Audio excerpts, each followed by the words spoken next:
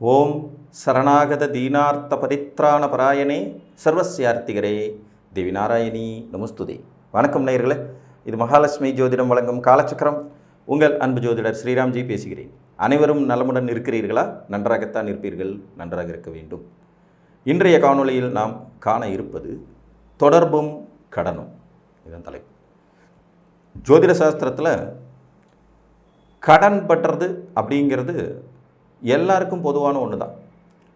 கடன் இல்லாமல் எந்த மனிதனுமே இருக்கிறதில்ல. ஆனால் இந்த கடனாலேயே மிகப்பெரிய வீழ்ச்சியையும் அழிவையும் மன நிம்மதி குறைவையும் தொழில் முடக்கத்தையும் பெருத்த நஷ்டத்தையும் சந்திக்கிறவங்களும் உண்டு. இந்த கடனால் வீழ்வது அப்படிங்கிறத தொடர்புகளால் கடன் ஏற்படுவது அப்படிங்கிறது மாதிரியும் எடுத்துக்கலாம். இந்த காணொலியோடைய டைட்டிலே பார்த்திங்கன்னா தொடர்பும் கடனும் அப்படின்னு சொல்லியிருப்பேன். ஜோதிட சாஸ்திரத்தில் இந்த தொடர்புனால் கடனை ஏற்படுத்தக்கூடிய விதி புதனுக்கு தான் உண்டு. புதன் ஒரு கடங்கார கிரகம். ஏன் இவர் தொடர்பையும் கடனையும் ஏற்படுத்துகிறார் அப்படிங்கிறதுக்கான சூட்சமும் மிதுன ராசியிலும் கன்னி ராசியிலும் ஒளிந்திருக்கிறது. காலபுருஷனுடைய 3ஆம் வீடான காற்று ராசியான வேகமாக தொடர்புகளை ஏற்படுத்தக்கூடிய ராசியான மிதுனம் புதனோடது தான். அடுத்து பூமி ராசியான கன்னி காலபுருஷனின் 6ஆம் வீடு. இந்த வீட்டுக்கு அதிபதியும் புதனே தான். இந்த வீட்டில் அவர் ஆட்சி உச்சம் மூல திரிகோணம்னு ஃபுல் பவர் அடைவார். இப்போ ஒரு ஜாதகத்தில் அதிகப்படியான கிரகங்கள், ஒரு 3-4 கிரகங்கள் இந்த மிதுனம் கன்னியில் போய் உட்கார்ந்துட்டாலே இந்த ஜாதகர்களுக்கு வாழ்நாள் முழுக்க தொடர்புகள் ஏற்படும் தொடர்புகளால் பூரா பிரச்சனை வரும், கடன் வரும். கடன் இல்லைன்னா எதிரியாகும், எதிரி இல்லைன்னா நோயை கொடுத்துருவோம், ஏதாவது ஒரு வகையில் சிக்கலை கொடுத்துக்கிட்டே இருக்கும். நார்மலாக நான் நிறைய காணொலிகளில் சொல்கிற விஷயந்தான். புதன் வலுத்தா கவனமாக இருங்க கடனில், புதன் திசை நடப்புக்கு வருதா கவனமாக இருங்க, கடன் ஏற்படுறதுக்கான வாய்ப்புகள் இருக்கும் அப்படின்னு. அதோடைய இன்னொரு வெர்ஷன் தான் மிதுனம் கன்னியில் நின்று ஒரு கிரகம் உங்களுக்கு தசை நடத்துகிறது என்றால், அல்லது உங்கள் பிறப்பு ஜாதகத்தில் மிதுனம் கன்னியில் அதிக கிரகங்கள் இருக்கின்றன என்றால் கண்டிப்பாக உங்களுக்கு தொடர்புகள், அதன் மூலம் கடன்கள் அப்படிங்கிறது வந்துட்டு இருக்கும். இப்போ தொடர்புகளுக்கும் கடனுக்கும் என்ன சார் சம்பந்தம் அப்படின்னு கேட்கலாம். நண்பர்கள் இது ஒரு தொடர்பு ஸ்தானம் தான், கடன் ஏற்படும். சகோதரர்கள் இது ஒரு தொடர்பு ஸ்தானம் தான், கடனை ஏற்படுத்துவாங்க. கொலீக்ஸ் கூட வேலை செய்கிறவங்க இதுவும் தொடர்பு ஸ்தானம் தான், இவங்களும் கடனை ஏற்படுத்தும் வாய்ப்புகள் உண்டு. கூட்டாளிகள் 3ஆம் இடம், இதுவும் தொடர்பு ஸ்தானம் தான். கூட்டுனால கடனை ஏற்படுறவங்க எவ்வளோ பேர் இருப்பாங்கன்னு சொல்ல முடியும். ரகசிய தொடர்புகள் இதுவும் 3ஆம் இடம் தான், இதனாலையும் கடன் ஏற்படும் விதிகள் உண்டாகும். இப்போ நான் சொன்ன இந்த விதிகள் எல்லாத்துலேயுமே கடன் மட்டும் இருக்காது, நோயும் ஏற்பட வாய்ப்பு இருக்கும், எதிரிகளும் ஏற்பட வாய்ப்பு இருக்கும். நண்பன் எதிரியாவது நம்ம பார்த்துருக்கோம், சகோதரன் எதிரியாகிறது பார்த்துருக்கோம், கூட்டாளி எதிரியாகிறது பார்த்துருக்கோம், கொலீக்ஸ் சக ஊழியர்கள் கூட வேலை செய்கிறவங்க எதிரியாகிறது பார்த்துருக்கோம். அதே மாதிரி இந்த 3ஆம் இடம் அப்படிங்கிறது எழுத்துப்பூர்வமான விஷயங்களை குறிக்கக்கூடியது. புதன் ஒரு எழுத்து கிரகம், எழுதுகோள் கிரகம், மறந்துடாதீங்க. படிப்பு சம்மந்தப்பட்ட விஷயங்கள், எழுதுதல், செக் புக்கு, கையெழுத்து ஃபோர்ஜரி, டாக்குமெண்டேஷன், பத்திரங்கள், டாக்குமெண்டேஷன், நீங்கள் தவிர எங்கேயாவது யாருக்காவது ஜாமீன் போட்டுடுறது, அதனால் ஏற்படுற பிரச்சனைகள், உங்கள் கையெழுத்தை, உங்களுடைய தகவல்களை மிஸ்யூஸ் பண்ணுறது, இதெல்லாத்தையும் கொடுக்குற கிரகம் புதன் தான். இந்த புதனுடைய இந்த தொடர்பு ஸ்தானம் வலுவாக இருந்தால் கடனும் அதிகமாகும், அதனால் நோயும் அதிகமாகும், அதனால் எதிரியும் அதிகமாகும். இந்த 3 விஷயத்தையும் நாம் எப்போவுமே மண்டைக்குள்ளே வச்சுக்கணும். சொல்லப்போனால் கன்னி மிதுனத்தில் அதிக கிரகம் இல்லாத நபர்கள், ஒரு ஜாதகருக்கு 9 கிரகங்கள் எதுவுமே கன்னி மிதுனத்தில் இல்லைனாலே பெருசாக உங்களுக்கு வாழ்க்கையில் கடன் வராது, பெருசாக எதிரிகள் உருவாக மாட்டாங்க, பெருசாக சிக்கல்கள் வராது. இது ஒரு பொதுவான விதி. புரிஞ்சிச்சுங்களா? ஸோ இந்த ஒவ்வொரு ஸ்தானங்களும் நமக்கு 1000 விளக்கங்களை தரக்கூடியவை.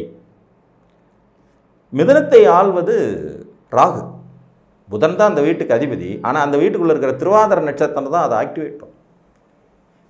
வேகமாக இந்த ரயில் சிநேகிதம்னு சொல்கிற மாதிரி 10 நாளில் பார்த்து லவ் பண்ணி கல்யாணம் பண்ணுறது, 2 நாளில் ஒருத்தனுக்கு உயிர் நண்பன் ஆகிறது, அதுக்கப்புறம் 10 நாளில் அருவாள் எடுத்துகிட்டு வெட்டிக்கிறதுங்கிறது எல்லாத்தையும் உருவாக்குற இடம் மிதுனம். அதீதமான தொடர்புகளை, அந்த தொடர்புகளின் மூலாதாரம் என்னவா இருக்கும்னு பார்த்தீங்கன்னா பேராசை. பேராசையை தூண்டி விடுற இடம் எதுன்னு கேட்டிங்கன்னா மிதுனம். அந்த வீட்டுக்குள்ளே இருக்கிற ராகுவுடைய நட்சத்திரமான திருவாதிரை. இந்த திருவாதிரை நட்சத்திரம் அந்த வீட்டை முழுசாக ஆக்குபை பண்ணி அது ஒரு காற்று ராசியாகவும் இருக்கிறதுனால வேக வேகமான நிகழ்வுகள், வேக வேகமான தொடர்புகள், வேக வேகமான இழப்பீடுகள், வேக வேகமான முடிவுகளை எடுக்கிறதுக்கு அந்த வீடு தூண்டிக்கிட்டே இருக்கும். ஆற அமர தீர விசாரித்து எடுக்கப்படும் முடிவுகள்லேயே 1008 பிரச்சனைகள் வருது இன்னைக்கு. ஆனால் இந்த வீடு இப்படிங்கிற செகண்டுக்குள்ள உங்களுக்கு தப்பான முடிவுகளை எடுக்க தூண்டிவிடும். தூண்டி விடுறது தான் அந்த வீட்டோட வேலையே. அந்த மாதிரி ஏற்படக்கூடிய விபரீதமான தொடர்புகள் இன்றைக்கெல்லாம் பார்த்தீங்கன்னா ஒரு மனிதன் இன்னொரு மனிதனை தொடர்பு கொள்வது ரொம்ப சர்வசாதாரணம். ஒரு நாளைக்கு நீங்கள் உங்கள் மனசாட்சிப்படி சொல்லுங்கள், உங்களுக்கு தேவையற்ற அழைப்புகள் அப்படிங்கிறது குறைந்தபட்சம் 10வது வரும். நாங்கள் அந்த அதிலிருந்து பேசுகிறோம் சார், நாங்கள் இன்சூரன்ஸ் கம்பெனிலேருந்து பேசுகிறோம் சார், நாங்கள் இந்த பேங்க்லேருந்து பேசுகிறோம் சார், நாங்கள் இந்த கோல்டு லோன்லேருந்து பேசுகிறோம் சார், நாங்கள் ஆடி ஆஃபர் போட்டிருக்கோம் சார், நாங்கள் அச்சய திருதி ஆஃபர் போட்டிருக்கோம் சார். வருதா இல்லைங்களா? எப்படி வருது? நீங்கள் யாருக்காவது போய் தேடி பிடிச்சி நம்பர் கொடுக்குறீங்களா? உங்கள் தகவல்கள் திருடப்படுகின்றன. இப்போ தகவல்கள் திருடப்பட்டு அது தொடர்புகளாக மாறுது. உங்களை யார் வேணால் தொடர்பு கொள்கிறாங்க. இந்த தொடர்பின் விளைவு எல்லா நேரத்துலையும் நீங்கள் அவாய்ட் பண்ணிட்டு இருக்க முடியறதில்லை. எல்லா நேரத்துலையும் அவாய்ட் பண்ணுறவங்க ரொம்ப புத்திசாலிகள். ஆனால் ஏதோ ஒரு இதில் ஏதோ ஒரு பாயிண்டில் எங்கேயாவது மாட்டிக்குவீங்க. அந்த தொடர்புகளால் கடன் ஏற்படுகிறது. வேக வேகமான தொடர்புகளை, வேக வேகமான முடிவுகளை, வாழ்க்கையே புரட்டி போட அளவுக்கு கூடிய ரொம்பவுமே மாற்றக்கூடிய டிஃபிகல்ட்டான முடிவுகளை ரொம்ப சீக்கிரமாக எடுக்க வைக்கக்கூடிய இடம் மிதுனம். அந்த முடிவுகளின் விளைவாக வரக்கூடியது தீராத கடன், தீராத எதிரி, தீராத நோய். புரிஞ்சிச்சிங்களா? அதனால தான் மிதுனத்திலையும் கன்னியிலும் கிரகங்கள் இருக்கும்போது மிகவும் கவனத்துடன் எச்சரிக்கையுடன் நீங்கள் செயலாற்ற வேண்டியது அவசியம். தேவையற்ற தொடர்புகளை தவிர்த்திடுங்கள். ஒரு கிரகம் மிதுனத்தில் நின்று தேசம் நடத்துது, இல்லை கன்னியில் நின்று தேசம் நடத்துது, எச்சரிக்கை. இங்கே தளம் ரொம்ப முக்கியம். ஒரு கிரகத்தின் இயல்பு என்பது வேறு, அது நின்று செயலாற்றும் இடம் என்பது வேறு. ஒரு கல்யாண வீட்டுக்குள்ளே இருக்கிறவன் கல்யாண வீட்டுக்கார மாதிரி செயல்படுவான். ஒரு துக்க வீட்டில் இருக்கிறவன் துக்க வீட்டுக்கார மாதிரி செயல்படுவான். மனிதன் ஒரே ஆள் தான், ஆனால் இருக்கிற வீட்டுக்கு தகுந்த மாதிரி அவனுடைய எண்ணங்களும் செயலும் சிந்தனையும் மாறும். நீங்கள் நல்லா குளிச்சு முடிச்சு பட்டை போட்டுட்டு கோயிலுக்கு போய் சந்தனம் குங்குமம் எல்லாம் வச்சுக்கிட்டு துக்க வீட்டுக்குள்ளே போக முடியுமா? தலைவீரி கோலமாக கருப்பு கலரில் ட்ரெஸ்ஸை போட்டுட்டு எந்த மேக்கப்பும் இல்லாமல் நெத்தியில் எந்த விதமான மங்கள சின்னங்களும் அணியாமல் கல்யாண வீட்டுக்குள்ளே போக முடியுமா? யோசிச்சு பாருங்கள் இந்த டிஃப்ரென்ஸ். நீங்கள் ஒரே ஆள் தான். ஒரு இடத்துக்கு போகும்போது அந்த வீட்டின் தன்மை உங்களை தாக்கும். அதே தான் ஜோதிடம். வீடுகள் தான் ஜோதிடம். அந்த வீடுகள் தான் கிரகங்களின் இயல்புகளை தூண்டிவிடும், மாற்றி அமைக்கும். இப்போ குருங்கிறது ஒரே கிரகம் தான். அவர் கடகத்தில் இருந்தால் உச்ச வலிமைன்னும் மகரத்தில் இருந்தால் நீச்ச வலிமைன்னு சொல்கிறோமே. புரியுதா உங்களுக்கு? அப்போ ஒரே கிரகம் வீடை மாற்றிக்கொள்ளும் போது தன் வலிமையை டோட்டலாக இழக்குது, இன்னொரு வீட்டில் அதிகமான வலிமையை பெறுகிறது. ஸோ அந்த வகையில் மிதுன வீடு தேவையற்ற தொடர்புகளை உங்களுக்கு ஏற்படுத்தி கன்னி வீடு அதீத கடன் சுமையை அல்லது தீராத எதிரியை அல்லது தீராத நோயை தரும் தன்மை கொண்டதாகும். பிரச்சனைகளை கொடுக்கக்கூடிய வீடுகள் இது ரெண்டும். கன்னி வீட்டில் நல்லதே இல்லையா சார்? இருக்கு. நல்ல உழைப்பு, மேன்மை, உத்தியோகம், முன்னேற்றம். மிதுன வீட்டில் நல்லதே இல்லையா சார்? இருக்குது. நல்ல தொடர்புகள் எப்பயாவது அபூர்வமாக நிகழ்கிறது. சில மனிதர்களுக்கு வாழ்க்கையில் தொடர்புகளால் வாழ்க்கையே டோட்டலாக மாறிப்போகும். அப்படி நல்ல விதமாக மாறி போகிற அமைப்பு 100க்கு ஒருத்தருக்கு நடக்கும். அப்போ பாக்கி 99 பேருக்கு தொடர்புகளால் சிக்கல்கள் வந்து சேர்வது தான் அதிகம். ஒப்பந்தங்களால் சிக்கல்களை உருவாக்கக்கூடிய இடமும் மிதுனம் தான். கையெழுத்தினால சிக்கல்களை உருவாக்கக்கூடிய இடமும் மிதுனம் தான். போலி டாக்குமெண்டேஷனால் சிக்கல்களை உருவாக்கக்கூடிய இடமும் அதுதான். பங்குச்சந்தையினால் பெரும் இழப்புகளை ஏற்படுத்தி விடக்கூடிய வீடு மிதுனம். அங்கே இருக்கிற ராகு ஸ்பெக்குலேஷன், சூதாட்டம், பெட்டிங், ஆன்லைன் கேம்லிங் எல்லாத்தையும் உருவாக்குற இடம் ராகு. அந்த வீட்டை ஆக்குபை பண்ணியிருக்கிற கிரகம். காற்று மாதிரி வந்ததும் தெரியாது போனதும் தெரியாது, நம்மளை காலி பண்ணி விட்டுட்டு போயிடும்.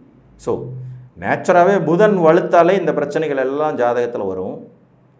இந்த மிதுனமும் கன்னியும் அதிக கிரகங்களால் சூழப்பட்டிருப்பதோ, மிதுனத்திலோ கன்னியிலோ அதிக கிரகங்கள் நின்று அதில் ஒரு கிரகம் உங்களுக்கு திசை நடத்தும் போதோ இந்த தொடர்புகளும் அதனால் ஏற்படக்கூடிய ருண ரோக சத்ரு கடன் ஸ்தானங்கள் வலுப்பெறும் அமைப்புகளிலும் கவனத்துடன் எச்சரிக்கையுடன் இருந்து உங்களை நீங்கள் காப்பாற்றிக் கொள்ளுங்கள் என்று கூறி மீண்டும் ஒரு காணொளியில் உங்களை சந்திக்கும் வரை உங்களிடமிருந்து அன்புடன் விடைபெற்றுக் கொள்வது உங்கள் அன்பு ஜோதிடர் ஸ்ரீராம்ஜி. நன்றி, வணக்கம்.